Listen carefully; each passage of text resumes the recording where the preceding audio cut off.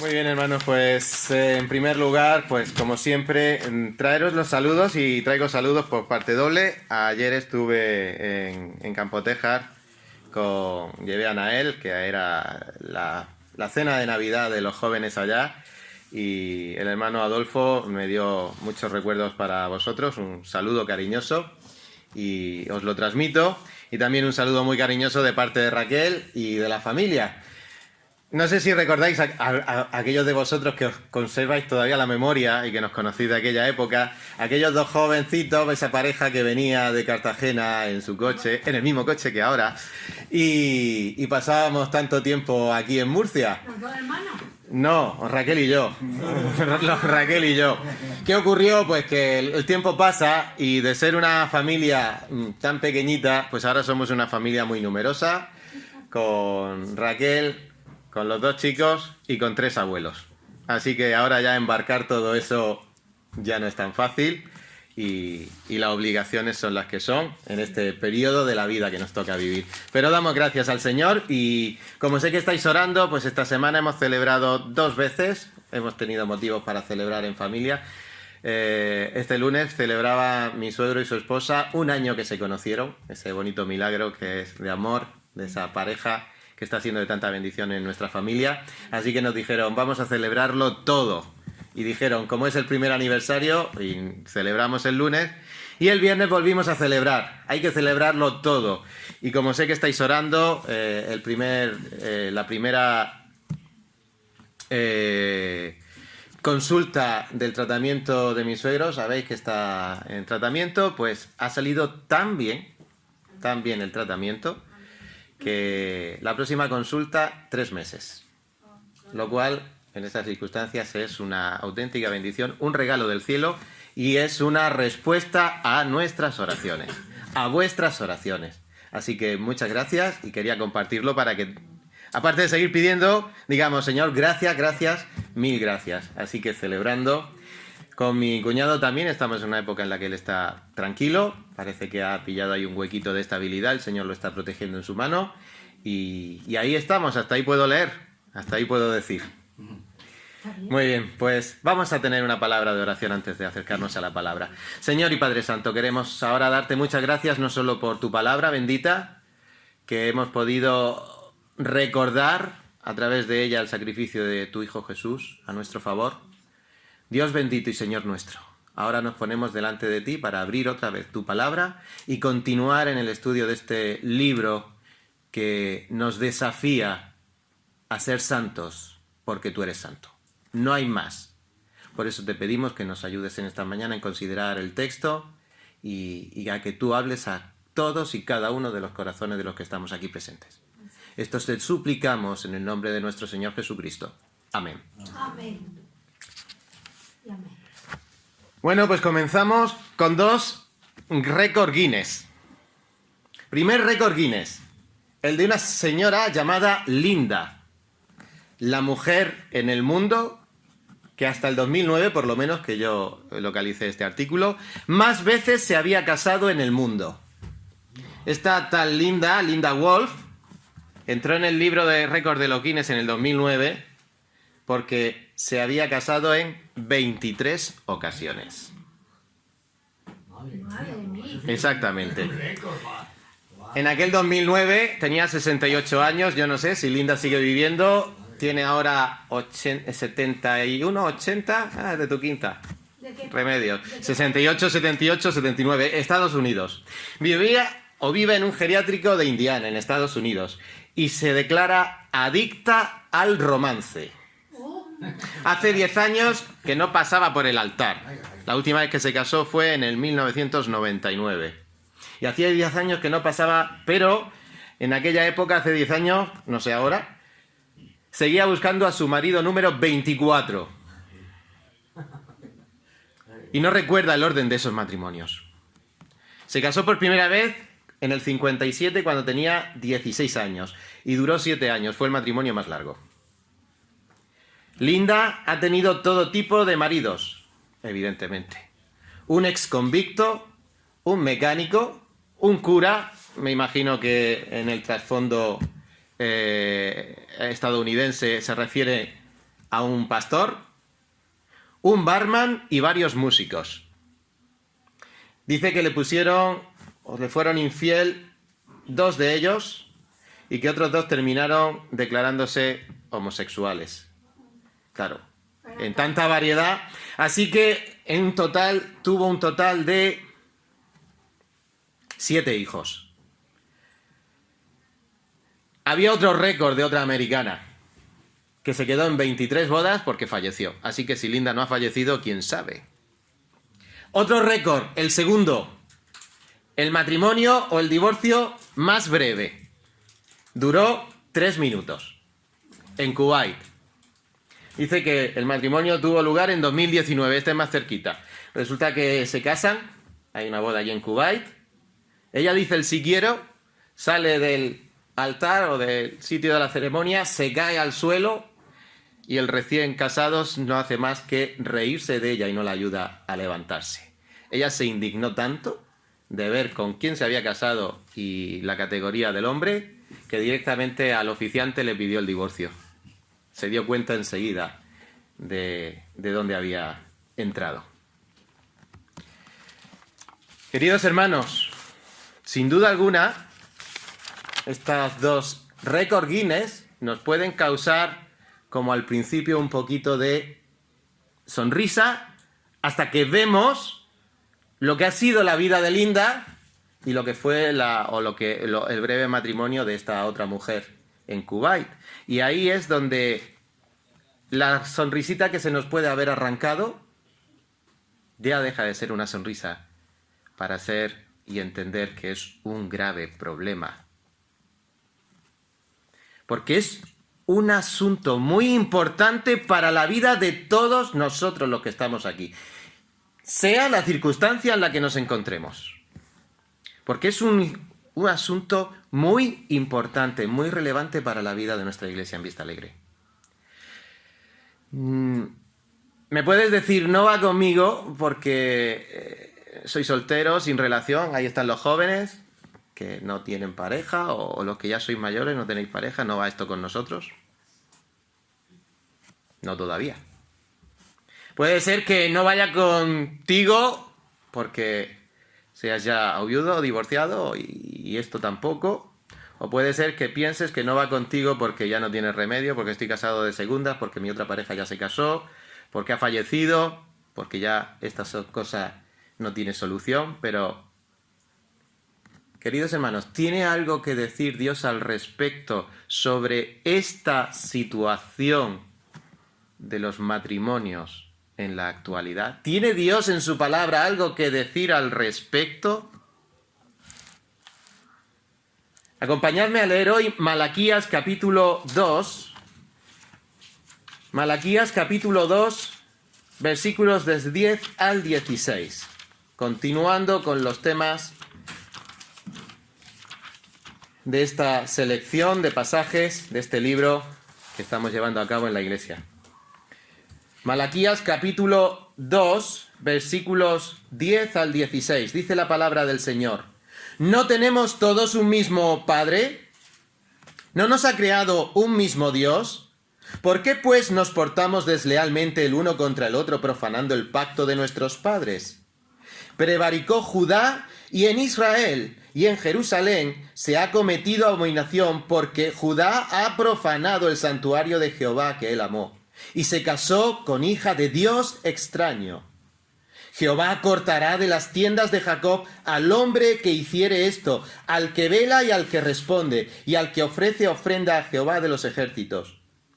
Y esta otra vez haréis cubrir el altar de Jehová de lágrimas, de llanto y de clamor, así que no miraré más la ofrenda para aceptarla con gusto de vuestra mano. Mas diréis, ¿por qué? Porque Jehová ha atestiguado entre ti y la mujer de tu juventud, contra la cual has sido desleal, siendo ella tu compañera y la mujer de tu pacto. ¿No hizo él uno, habiendo en él abundancia de espíritu? ¿Y por qué uno? Porque buscaba una descendencia para Dios. Guardaos, pues, en vuestro espíritu, y no seáis desleales para con la mujer de vuestra juventud, porque Jehová, Dios de Israel, ha dicho que él aborrece el repudio. y al que cubre de iniquidad su vestido, dijo Jehová de los ejércitos. Guardaos pues en vuestro espíritu, y no seáis desleales. Y estos versículos en esta mañana nos van a ayudar a entender qué es lo que tiene que decir Dios al respecto de este asunto que tantas veces en nuestra sociedad es tratado de una manera tan displicente. ¿Qué tiene Dios que decir al respecto? Hermanos, todo pecado tiene sus consecuencias. Y en estos versículos nos va a ayudar a entender o a aprender 3 pasos para que hoy, si hay pecado, podamos volver a la presencia del Señor. 3 pasos que tenemos que ser conscientes que hemos de darlos si queremos volver a la presencia del Señor, ya sea en el ámbito del matrimonio y en cualquier ámbito donde, extrayendo la enseñanza, haya pecado. Y los 3 pasos los vamos a ver en el versículo del 10 al 11. Identifica tu pecado. Identifica el pecado que hay en la vida. Los versículos 13 y 14. Identifica las consecuencias de ese pecado. Y los versículos 15 y 16. Identifica cómo solucionar ese pecado. Solo hay una solución. Identifícala. No pensemos en opciones A, B, C. Esto lo soluciono yo de 1000 maneras. Solo hay una. Hay que identificar esa solución y está en las Escrituras que vamos a leer hoy. Hermanos, ¿por qué Malaquías? Un hermano me lo preguntó. ¿Por qué Malaquías? Y el contexto de los estudios que ya hemos dado, de los 2 estudios que ya hemos dado, el hermano Ismael en el primer estudio, Malaquías 1 del 2 al 5, nos habló de aquellos israelitas que dudaban del amor de Dios. ¿Os acordáis? ¿En qué nos ha amado el Señor? Pues no aborrecía a Esaú y amé a Israel. Es que no he dado pruebas de derrotar a vuestros enemigos para daros a vosotros la paz en la tierra. Y luego el segundo estudio, el anterior, capítulo 1, versículo 6 al 2, versículo 9. ¿Quién dio ese estudio? El primero Ismael, el segundo ¿quién fue? Lo tengo que decir. Y lo voy a decir como se tiene que decir. Nuestro pastor Freddy. Y en este segundo versículo, en este segundo estudio, Freddy nos acercó al menosprecio que hacían los sacerdotes del altar. En los primeros 3 versículos del capítulo 2. En la segunda parte del capítulo 1, del 6 al 14. En los primeros 3 capítulos del versículo 2 aprendimos cuál era el menosprecio que hacían los sacerdotes ¿de qué? De la gloria de Dios. Y en tercer lugar, se nos dio el menosprecio que hacían los sacerdotes de la ley. ¿Y eso por qué? ¿Eran aquellos tiempos y a nosotros eso no nos afecta? ¿Es importante estos textos para nosotros hoy? Como decía el hermano, ¿por qué Malaquías? Vamos a traerlo a nuestra vida, a nuestra iglesia, a nuestra congregación. Si menosprecias el altar de Dios, como lo hacían los sacerdotes, estamos menospreciando la adoración a Dios. No se nos ocurra acercarnos a adorar de cualquier manera como hacían los sacerdotes, porque esa adoración es ofender a Dios. Y Dios no la acepta, aunque yo crea que lo pueda hacer, a pesar de que tenga otra vida paralela. Cuando se menosprecia la gloria de Dios, estás despreciando la honra que tienes que dar a Dios. ¿Damos la honra debida al nombre de Dios?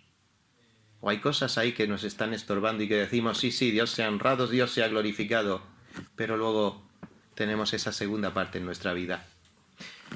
Y menospreciamos la ley, como hacían los sacerdotes. Menospreciar la ley, ¿qué es? No considerar que la palabra de Dios es la palabra de Dios para ti. Y simplemente tenerla cerrada ya es menospreciarla. Y no leerla cada día es menospreciarla. Y no estudiarla es menospreciarla. Y ser negligente en el estudio es menospreciarla. No menospreciáis a nadie, menospreciáis la palabra de Dios, al Dios de la palabra. Por eso estos temas son tan importantes para que de vez en cuando vayamos volviéndolos a tratar en la iglesia. Porque la iglesia no deja de ser y de tener su sentido y su forma. ¿Y cuál es? Esta que estamos aprendiendo en Malaquías. Y llegados a este punto, fijaos si no es importante que consideremos estos temas que hoy, ¿qué estaban menospreciando los sacerdotes? Y por seguir el ejemplo de los sacerdotes, el resto del pueblo de los judíos. El matrimonio. Algo que está ocurriendo literalmente con estos ejemplos que hemos visto, que está ocurriendo normalmente en nuestra sociedad, donde todo esto es hoy sí, mañana otra cosa mariposa.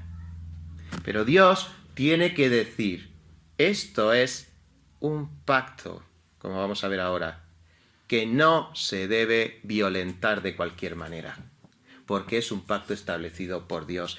¿Y el matrimonio qué es? La familia.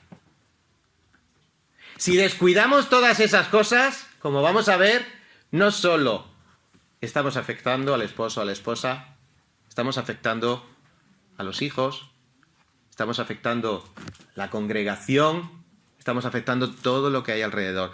¿Es importante estudiar este tema aquí en Vista Alegre, aunque sea el libro de Malaquías escrito hace 2400 años? Yo creo que sí. Es actual. Por eso vamos a prestar atención a lo que nos dice este pasaje. Así que en primer lugar, capítulo 2, versículos 10 y 11, identifica el pecado. ¿Y cómo lo identifica aquí Malaquías para que se den cuenta estos sacerdotes que deberían de educar al pueblo en las cosas santas? ¿No tenemos todos un mismo Padre? ¿No nos ha creado un mismo Dios? ¿Por qué, pues, nos portamos deslealmente el uno contra el otro, profanando el pacto de nuestros padres?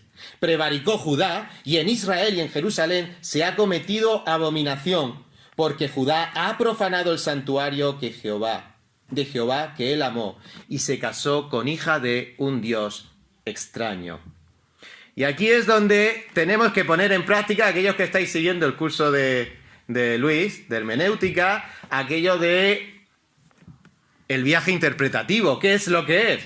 Pues sí, decir que Malaquías estaba hablando a los judíos de aquella época y tenemos que entender muy claro cuáles eran las circunstancias que se estaban dando en aquella época para que entendamos que la razón de escribir esto tenía un porqué.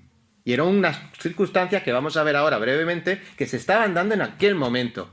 Y cuando entendamos bien lo que quiere decir el pasaje para aquellos, tenemos que sacar unas enseñanzas que se extraen de toda la Biblia y que entonces tienen aplicación a nosotros.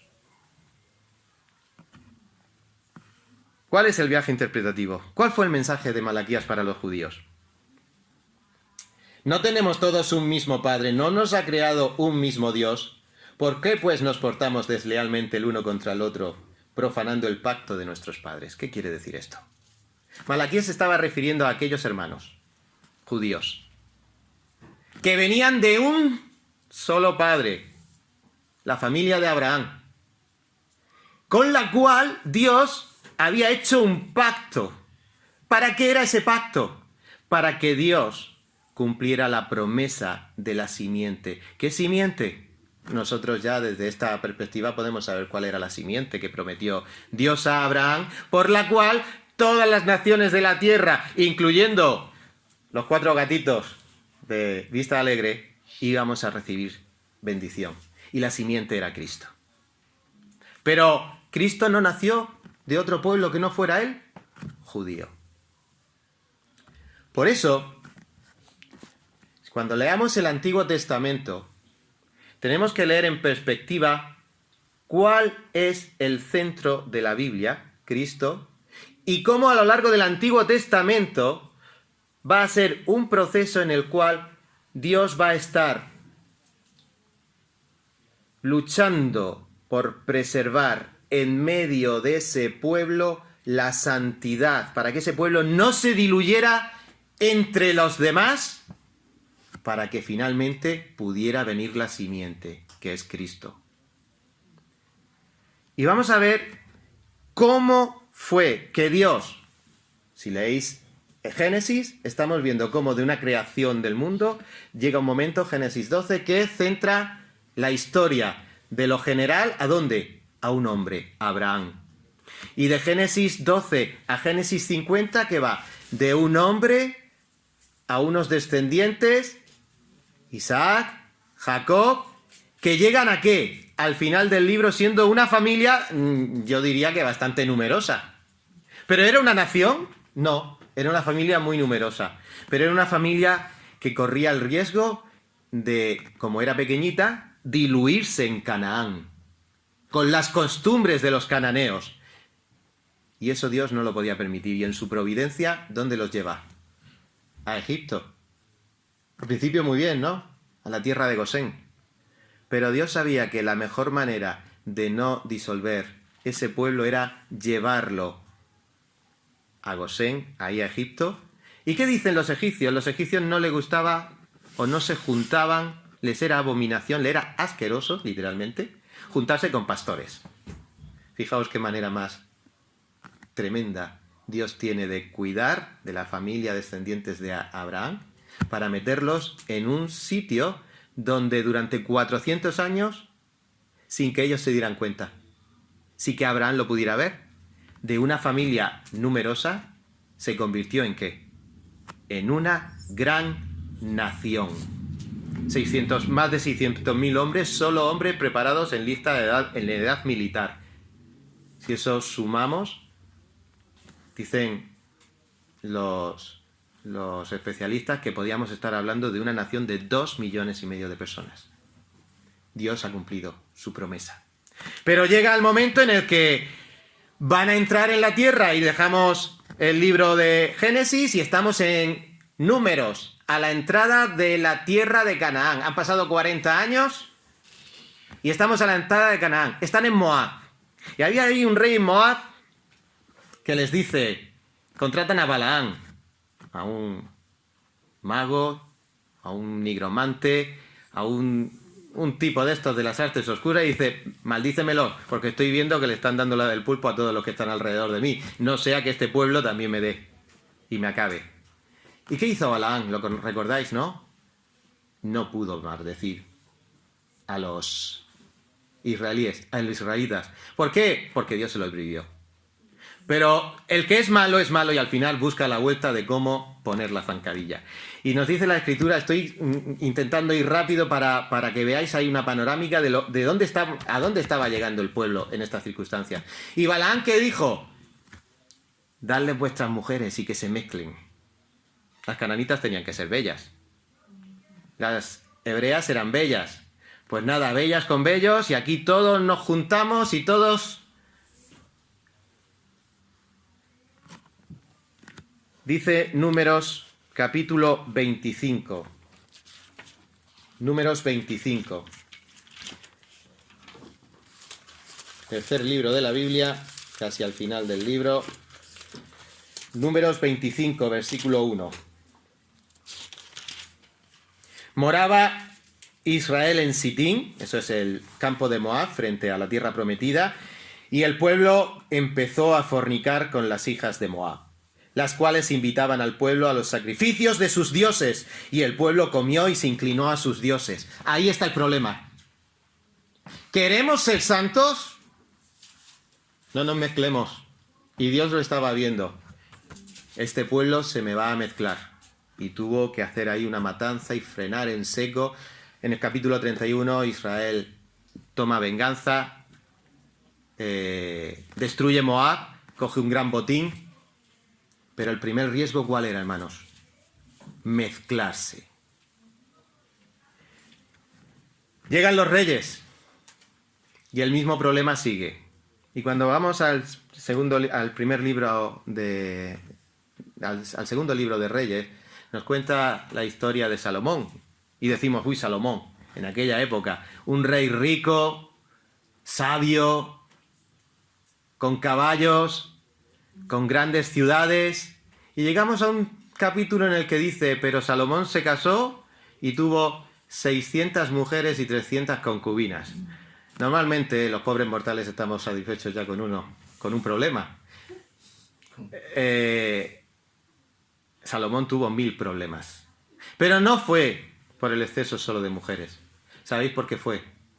Porque se casó con mujeres extranjeras que desviaron su corazón hacia los dioses de ellas. Y cuando el rey desvió su corazón, se desvió todo Israel. Ahí viene los años en los que Israel cada vez está más desviado, más se está mezclando, y que llega la deportación. 70 años fuera. Y a los 70 años vuelven a la tierra. Y aquí estamos en este momento, hermanos. Israel ha quedado en un pueblo pequeñito, 50.000 que volvieron. Y apenas han pasado 100 años que han vuelto, y ya estamos otra vez en las mismas. ¿Qué es lo que nos está contando aquí?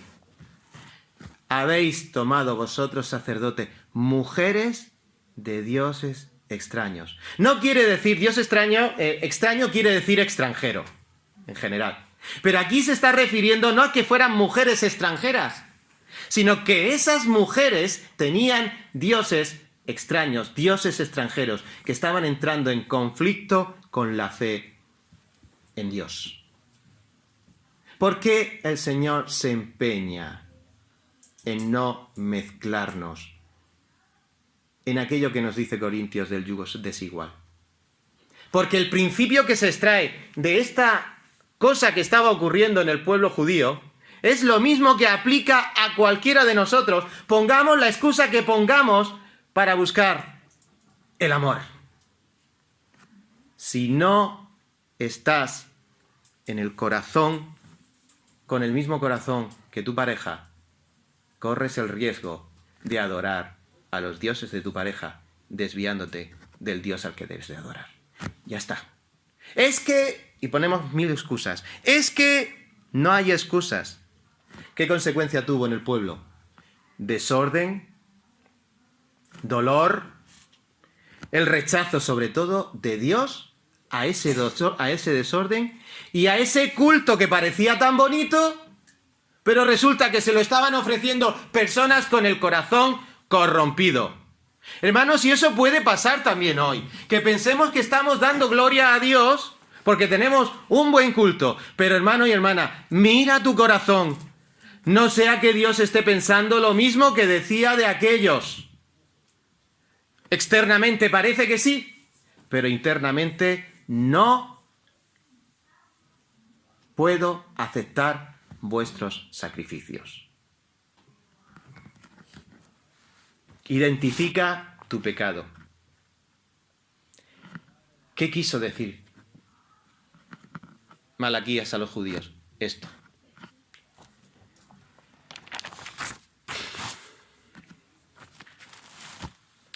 No busquemos ningún tipo de excusa. No busquemos ningún tipo de excusa. Aquí lo que los judíos habían hecho era el santuario que amó Jehová, su santuario, donde se hacían los sacrificios, donde tenía que estar el centro de la adoración y de la honra a Dios, ellos, con sacrificios inadecuados, con falta de dirección por la palabra de Dios, con los matrimonios con mujeres extranjeras de dioses que estaban corrompiendo su fe, Dios no lo aceptaba. Y ellos tenían que ser conscientes que este era el problema que se estaba dando, aunque el santuario estuviera a pleno rendimiento y los holocaustos y los aromas subieran constantemente. Pero se envían a la presencia de Dios y para él eran ¿qué? Que hemos leído abominación. Cosa asquerosa, literalmente.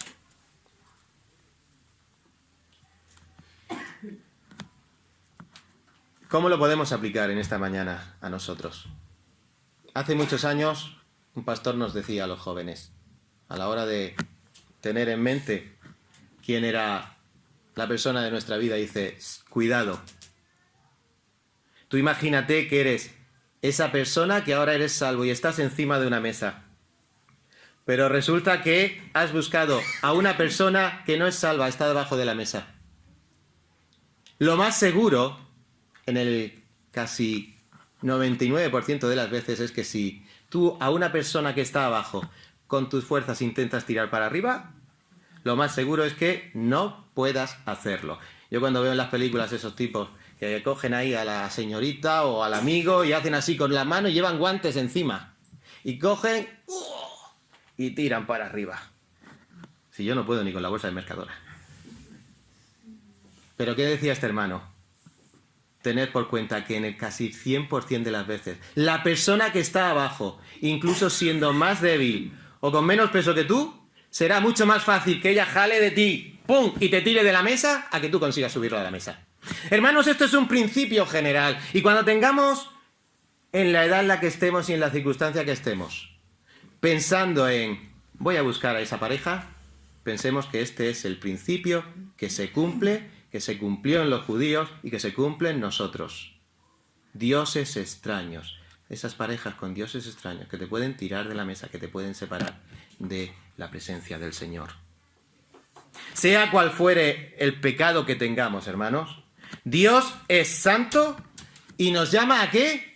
A ser santos. Primera de Pedro, capítulo 1, versículo 16. ¿Por qué lo repetiré tantas veces? Porque tenemos Pedro cerca, ¿verdad? En la mente, Primera de Pedro. Pues veáis cómo las enseñanzas de las Escrituras están comunicadas, porque es el mismo mensaje. Sed santos porque yo soy santo. ¿Qué aplicación? No pongamos excusa. Es buena gente. Sí, hay mucha buena gente, entre comillas, pero tiene dioses extraños. Lo evangelizaré y oraré mucho para que el Señor la convierta o lo convierta. Tiene dioses extraños. No es una estrategia casarte o buscar pareja para llevarle el evangelio. Llévale el evangelio, eso sin duda. Se acabó el amor, como dicen tantos. Vamos a buscar otro amor. Es que los amores se acaban. Vamos a ver que el Señor, este es un pacto que ha instituido Él y que no estamos nosotros en posición de disponer del pacto. No me merece y por eso, como no me merece, me busca otra persona. Cualquier cosa, por lógica que nos pueda parecer. Aquí está la implicación. Si tú te subes a una mesa, lo más seguro es que te tire de la mesa. En segundo lugar, hemos visto ahora que tenemos que identificar el pecado. Pero cuando hay un pecado en nuestra vida, en segundo lugar, identifica las consecuencias. Y es lo que nos dicen los versículos 12 y 13. Jehová cortará de las tiendas de Jacob al hombre que hiciere esto, al que vela y al que responde, al que ofrece ofrenda a Jehová de los ejércitos. Y esta otra vez haréis cubrir el altar de Jehová de lágrimas, de llanto y de clamor. Así que no miraré más la ofrenda para aceptarla con gusto de vuestra mano. En segundo lugar, ¿qué consecuencias tiene nuestro pecado? Y en este caso para los judíos, y en este caso el yugo desigual. ¿Qué consecuencias tenía? Pues en primer lugar, para la persona que lo comete. Versículo 12.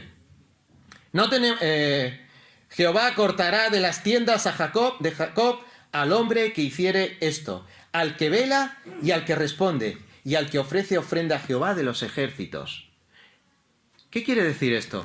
Cortar, literalmente, esta palabra quiere decir talar.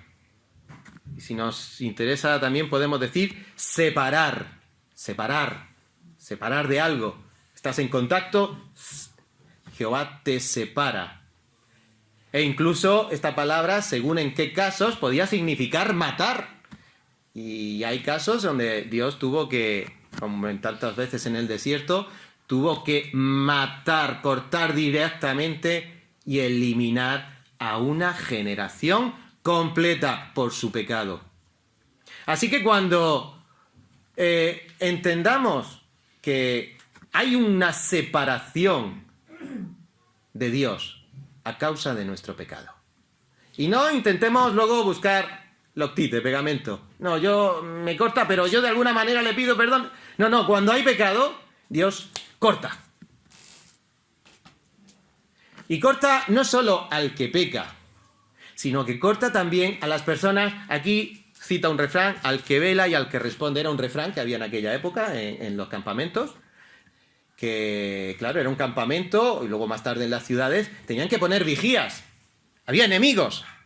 Y entonces esos vigías tenían que estar ojo a visor de que si venía el enemigo, avisaran al que vela, al que está despierto, al que está a control. Y también al que responde. Había que estar atentos, que si había una voz de alarma del vigía, tenías que estar despierto y atento a responder de una manera adecuada ante el peligro. Pero ¿qué pasaba si los que tenían que velar, en este caso el contexto son los sacerdotes, no lo hacen y son ellos los primeros? ¿Y qué pasa si los que tenían que estar pendientes de la palabra de Dios, de que todo se cumpliera bien, tampoco respondían cuando hay una señal de alarma? Porque eso puede pasar hoy día. Por mucho que se predique aquí arriba, si esa palabra te rebota, eres el que no escucha al que vela, porque no respondes o respondes inadecuadamente. Pero aquí las consecuencias estaban yendo directamente al que tenía que velar, que no hacía su trabajo, y al que tenía que responder, que pasaba de todo lo que hubiera. No podemos pasar en la casa del Señor, no podemos en la presencia del Señor ser indolentes. Así que las consecuencias son para ti, son para aquel responsable de avisar, para los que somos responsables de atender. Y puede ser que el Dios llegue a cortar y que corte. Entendámoslo bien esta mañana. Donde hay pecado no puede haber una comunión en condiciones con Dios. Y dice que la última consecuencia es al que ofrece ofrenda. ¿Qué quiere decir eso? Lo que estoy intentando repetir toda la mañana. Podemos estar aquí con campanillas y con... Perdóname, sí, incluso aparentando que sonreímos. Pero si el corazón dentro está en el pecado, ahí hay una separación, un corte. Y Dios no recibe esa adoración. Aquí se lo estaba advirtiendo a los judíos. Y si queremos tener una vida plena, tenemos que cuidar mucho esta situación en nuestra vida. Y luego, no solo son los perpetradores del pecado, es que luego están las esposas. Y nos dice el versículo 13, haréis cubrir el altar de Jehová de lágrimas, de llanto y de clamor. Así que no miraré más la ofrenda para aceptarla con gusto de vuestra mano. ¿Qué quería decir esto? He estado viendo, porque según la traducción parece que puede ser que ellos eran los que lloraban como plañideras. ¡Ay, Señor, pobre de mí, pobre de mí! Y decía el Señor, pobre de ti, pues si te has metido tú en ese garaje y no sabes dar marcha atrás. Pero hay otra traducción, que es la nuestra de Reina Valera, que parece que va en sentido de que las que estaban llorando eran las otras víctimas de esta situación de matrimonios. ¿Quiénes eran? Las esposas. Esas mujeres de la juventud de aquellos sacerdotes, que habían sido despreciadas, habían sido desechadas en favor de esas mujeres con otras fe, de falsos dioses, de dioses extraños, de dioses extranjeros. Y estas mujeres iban y lloraban e imploraban. Aquí dice clamor. Clamar hay varias traducciones en palabras que se traducen en el español como clamor. Aquí se refiere a un llanto desesperado. No es que fueran a pedirle a Dios, oye, ponme las cosas porque ponme las cosas en orden. Aquí era un auténtico llanto de desesperación. ¿Cuánto llanto de desesperación podemos llegar a tener, a provocar en las personas que tenemos al lado? Y estas mujeres estaban clamando y sin esperanza. ¿Sabéis por qué? Porque sus esposos no solo las habían repudiado, sino además es que estos hombres habían faltado a su deber de ser sus guías espirituales. Estas mujeres clamaban sin esperanza, ahí ni siquiera en el templo, porque su marido no había hecho esa función de conducirla como guía espiritual a la presencia de Dios. Leímos la semana anterior esos sacerdotes que no enseñaban las escrituras al pueblo y les enseñaban mentiras y los perdían. Estos hombres habían faltado a esa gran responsabilidad con respecto a sus mujeres. Estas mujeres clamaban un lamento de desesperación. Es como el lamento de Job, en el capítulo 27 de Job, versículo 9, dice, ¿se acordará Dios de los que lloramos? Había llegado tal la desesperación que ya pensaban y ponían en duda que Dios estuviera oyendo el clamor. Pero Dios oye el clamor. Y es un clamor que de alguna manera la persona que está sufriendo por la consecuencia del pecado, de la otra persona, de la pareja, o en este caso de cualquier otro tipo de pecado que tenga efectos a tu alrededor, esa persona va a clamar, incluso clamando con la fe por los suelos. Dios está escuchando. Y va a demandar al responsable por ese pecado y por hacer sufrir a esa persona. Y los llantos y los lamentos subieron a Dios de esas mujeres desesperadas y sin esperanza. En tercer lugar, no solo es un problema o es una consecuencia para el que lo hace, no es solo una consecuencia para el que sufre el pecado, la consecuencia más terrible es que se pierde la comunión con Dios. Y si eres creyente, esto es un auténtico problema. No pierdes la salvación, no vamos a entrar en ese tema, pero desde luego, perder la comunión con Dios. No, yo no la pierdo. Es que vaya mujer que tengo. Es que vaya marido que tengo. No. Nuestra batalla particular es nuestra batalla particular. Pero luego yo, con Dios, todo muy bien. Eso no es lo que dice la palabra. Y tenemos que volver una y otra vez a la palabra para entender lo que dice la palabra. No sea que nosotros estemos dándole legitimidad a lo que no es bíblico. Y por eso volvemos otra vez a 1 de Pedro, capítulo 3, versículo 7. ¿Os acordáis aquel mensaje de 6 versículos para las mujeres y 1 para los hombres? ¿Qué le dice a los hombres? Para que vuestras oraciones no os sean estorbadas. Hermanos, el que está en pecado pierde ese contacto con Dios, por más que se empeñe. Y ese contacto hay que recuperarlo, o sí, si eres creyente. Si no eres creyente, la única manera de recuperar ese contacto es ir a Cristo, que es el que hizo posible que podamos entrar en la presencia del Padre sin ser fulminados a causa de nuestros pecados. Y esto es lo que le está diciendo en aquella época a los hombres, a los judíos. Esas mujeres, esas víctimas están llorando y las lágrimas llegan hasta mi misma presencia. Y habéis perdido la comunión por causa de vuestro pecado. Así que hemos visto, en primer lugar, identifica el pecado. En segundo lugar, identifica las consecuencias de tu pecado. Porque esas consecuencias son... ¿Habéis oído lo de los daños colaterales? ¿Qué quiere decir? Daños colaterales. Eso es una definición que a partir de las guerras modernas, sobre todo con la primera invasión de Irak, había un tipo de tecnología que eran las bombas guiadas. Y entonces son un tipo de proyectiles, que eso es lo que les dicen que le está faltando a los rusos y por eso están causando tantas masacres. Hay que tener esa tecnología, pero eres capaz de guiar un artefacto justo al punto donde quieres bombardear. Y solo eliminas ese punto. ¿Qué ocurre? Que hay veces que por mucho bien guiado que esté, pues si hay una casita alrededor con una familia, o como hacían en Irak, que decían que había escudos humanos y ponían... Al final, si tú quieres destruir algo y hay alguien cerca alrededor que no tiene culpa, pues dice, ¿y qué hago? ¿Destruyo o no destruyo? Y se producen daños colaterales.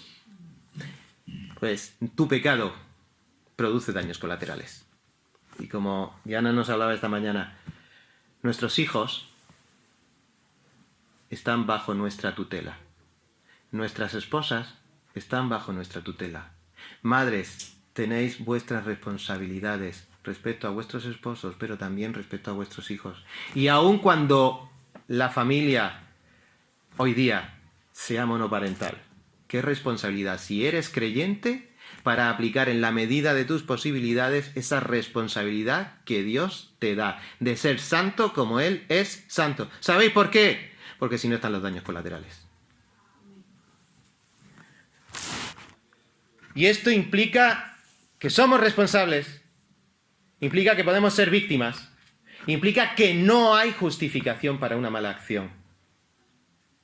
Así que podemos tener muchas lágrimas semanales como víctimas, podemos ser desleales, y desleal, en este texto que se repite muchas veces, os invito a que lo enumeréis, hay muchas veces que se repite desleal, creo que son 4 veces en 6 versículos, pues desleal quiere decir que faltas al pacto, que faltas a tu palabra, que faltas a la otra parte. ¿Y vamos a tener un altar dominical teniendo ese pecado? Pues hay una cosa que Dios dice muy clara: no acepto. O lo que dice en el Nuevo Testamento: deja primero esa oración cuando te vas a acercar a Dios, arréglate con tu prójimo y después ven y adora. No hay otra. Así que por último, ¿cuál es la solución para este lío que se había montado con los judíos? ¿Cuál es la solución de este lío que tengo yo montado en mi vida a causa de mi pecado? Versículos 15 y 16. No hizo él uno, habiendo en él abundancia de espíritu. ¿Y por qué uno? Porque buscaba una descendencia para Dios. Guardaos pues en vuestro espíritu y no seáis desleales para con la mujer de vuestra juventud. Porque Jehová, Dios de Israel, ha dicho que él aborrece el repudio y al que cubre de iniquidad su vestido, dijo Jehová de los ejércitos. Guardaos pues en vuestro espíritu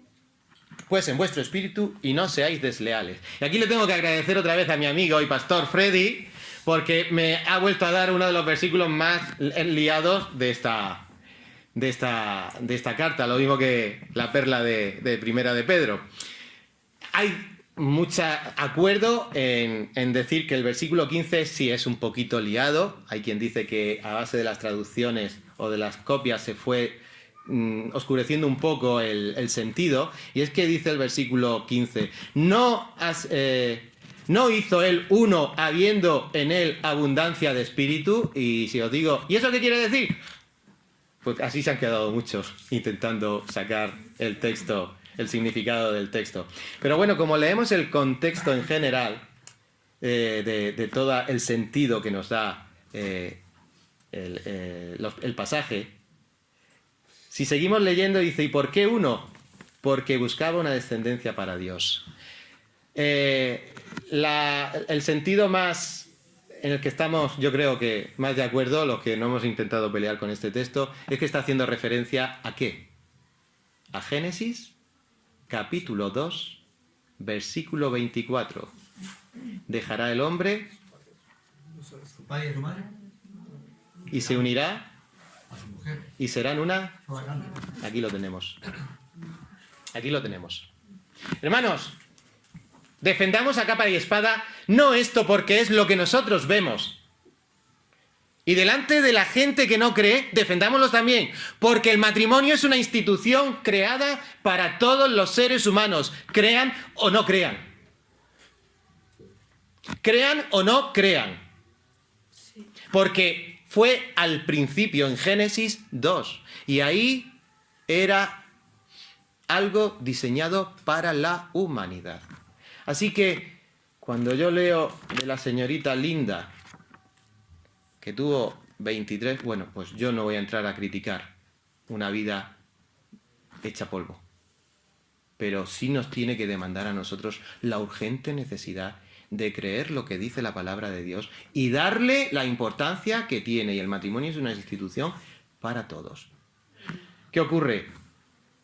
Que cuando no valoramos estas cosas y le damos la importancia que tiene, las infravaloramos y lo usamos mal. Y al usarlo mal, produce consecuencias desastrosas. ¿Qué es lo que ocurrió aquí en el tiempo de Malaquías? ¿Me acompañáis a Esdras, capítulo 9, versículo 1 y 2? Esdras es el escriba sacerdote que está también en esta época y que ya había denunciado este problema que se estaba dando en el templo y con el pueblo. Esdras, capítulo 9,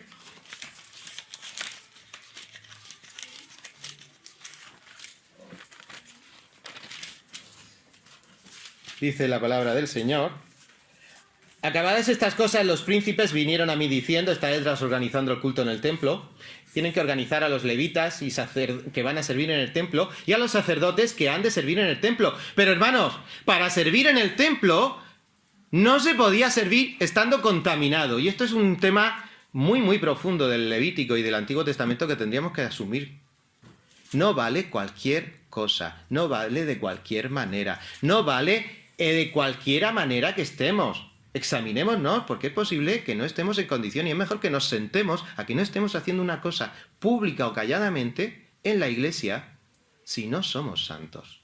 No es santo la perfección, pero es buscar que nuestra vida, y estamos hoy señalando a la familia y a nuestra esposa o a nuestro esposo, estos hombres empezaron, y el pueblo de Israel y los sacerdotes y levitas no se han separado de los pueblos de la tierra de los cananeos, heteos, fereceos, jebuseos, amonitas, moabitas, egipcios y amorreos, y hacen conforme a sus abominaciones, porque han tomado de las hijas de ellos para sí y para sus hijos, y el linaje santo ha sido mezclado con los pueblos de las tierras, y la mano de los príncipes y de los gobernantes ha sido la primera en cometer esto. Esto es la misma denuncia que estamos teniendo en Malaquías, y es lo que esta mañana nos tiene que quedar claro. No hay mezcla posible que no traiga consecuencias negativas. Consecuencias para uno, consecuencias para nuestros daños colaterales, nuestras familias, nuestra iglesia, consecuencias para que perdamos la comunión con Dios. Por tanto, identifica la solución de tu pecado. Y lo que Dios hace aquí en primer lugar es recordar el pacto. ¿A qué pacto se refiere? El matrimonio. Y que los sacerdotes tenían que tener ese pacto bien cumplido para que cuando se acercaran a la presencia de Dios no estuvieran manchados. Recuerda el pacto. Nuestro pacto con Dios. La finalidad del pacto, ¿cuál era? Para los judíos, aquí se habla que era para la descendencia. Guardaos pues en vuestros, porque buscaba una descendencia para Dios. Hermanos, Dios hizo su pacto con Israel, por lo que hemos dicho al principio, porque de un Israel santo tendría que venir una descendencia, que era ¿quién? La simiente, que era ¿quién? Cristo. Si ellos se diluían y se perdían, esa simiente corría peligro de poder nacer en un lugar santo. Es que podía desaparecer. Y Dios fue muy determinante para evitarlo. Y si tuvo que deportarlos, los deportó. Y si ahora les tiene que hablar con palabras bien gruesas en Malaquías, pues como a ti y a mí esta mañana. ¿Por qué? Diana lo decía esta mañana, somos responsables de nuestros hijos. Son nuestros daños colaterales. Ya no es que seamos responsables con nuestra pareja, que sí, en caso de que esté. Pero es que cuando ya no hay, dice, no, yo no me voy a tener pareja. Pero tendrás que conocer la palabra de Dios para que puedas aconsejar y decir a la persona que sí esté buscando pareja, haz esto que es lo que te va a ir bien, obedece al Señor. Todos nosotros, estemos en las circunstancias en las que estemos, tenemos que tener presente esto, queridos hermanos.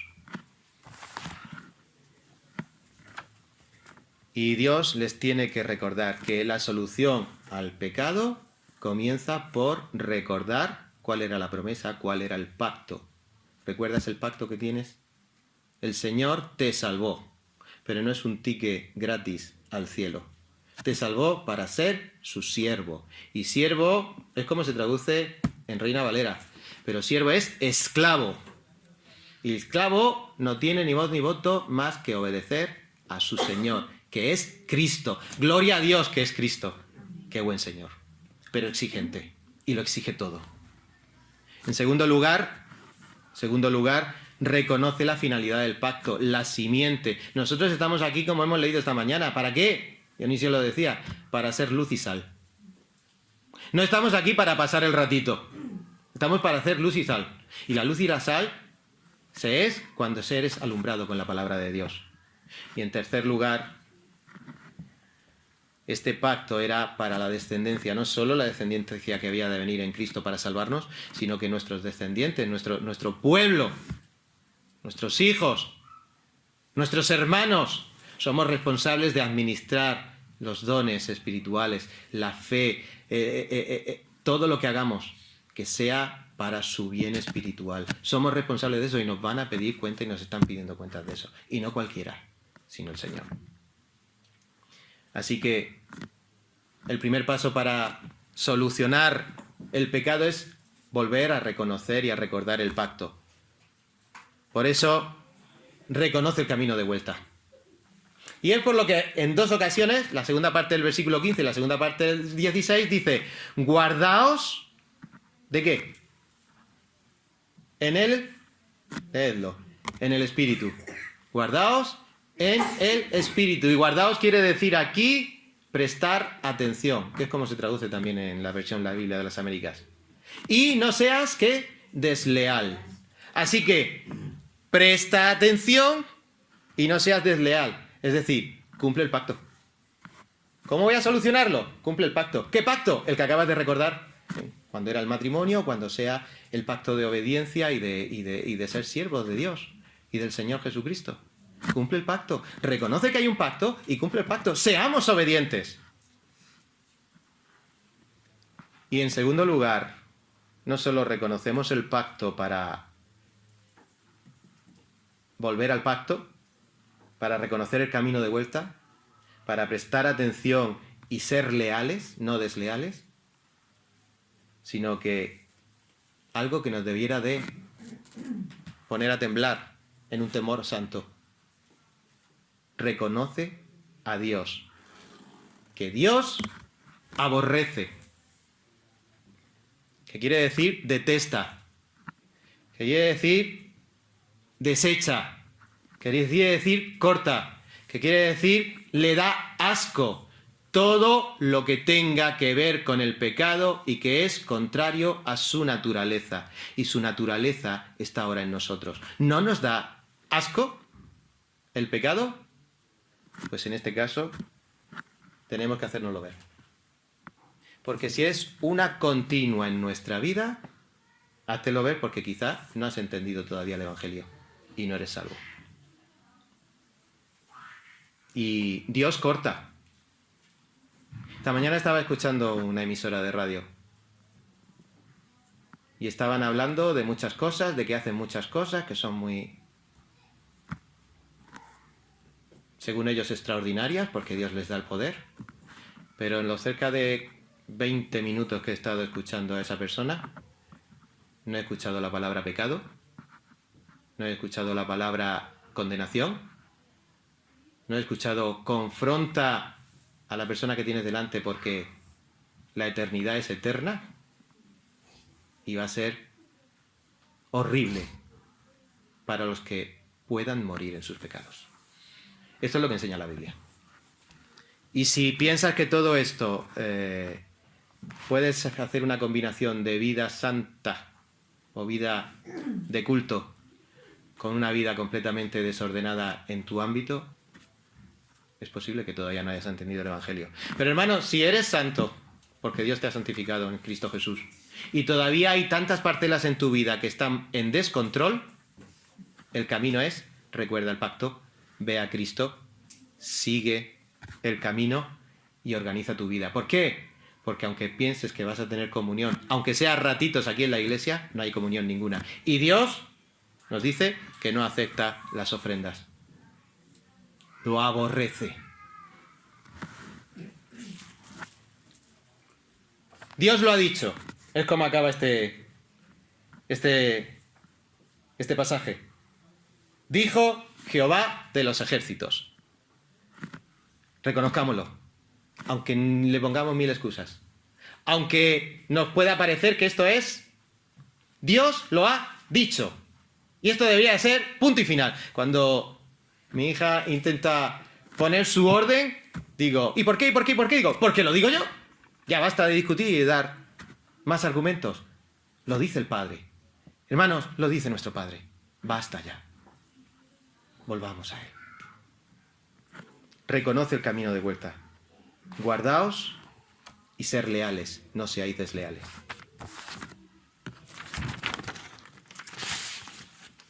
Otro récord Guinness. Año 2020. 79 años casados.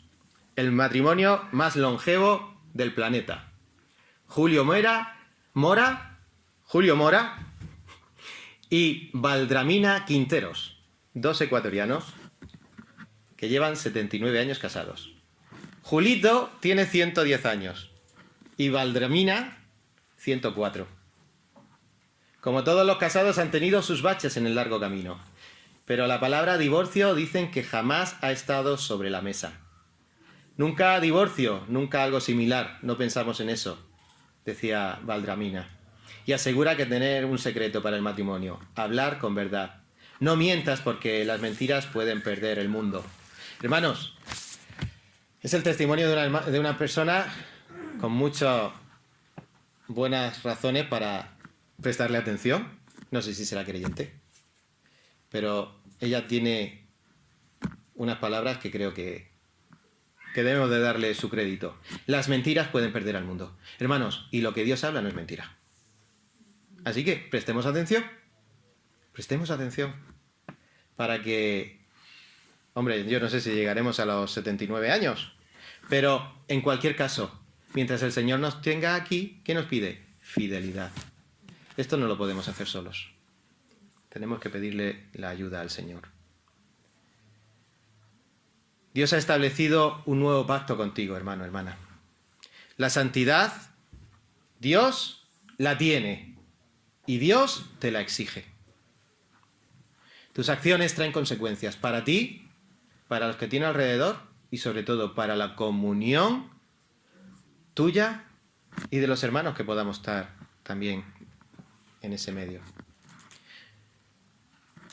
El compromiso, la lealtad al pacto debe ser ahora y siempre.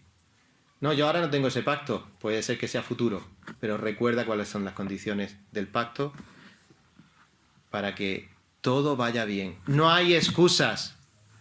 Dios no justifica tus excusas. Es que vaya la mujer que me diste, es que vaya bandarra de marido que tengo, es que parece muy guapa y muy buena, es que ya lo evangelizaré. Son excusas.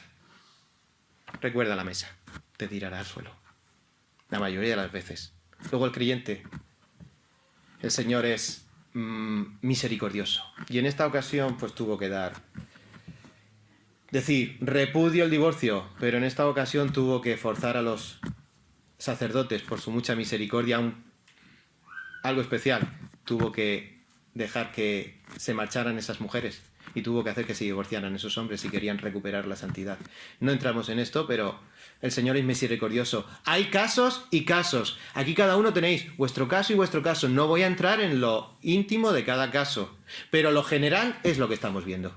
Sed santos porque yo soy santo. Hay un pacto y hay que cumplirlo. Hay un pecado y corta la comunión. Y hay daños colaterales. Hermanos, miremos a Dios y que Vista Alegre pueda ya aspirar a la santidad y empezar a ser santos, porque Dios es santo. Solo así daremos la gloria a Dios y nuestros hijos van a ser la siguiente generación en dar gloria a Dios. Que a Él sea la gloria. Amén.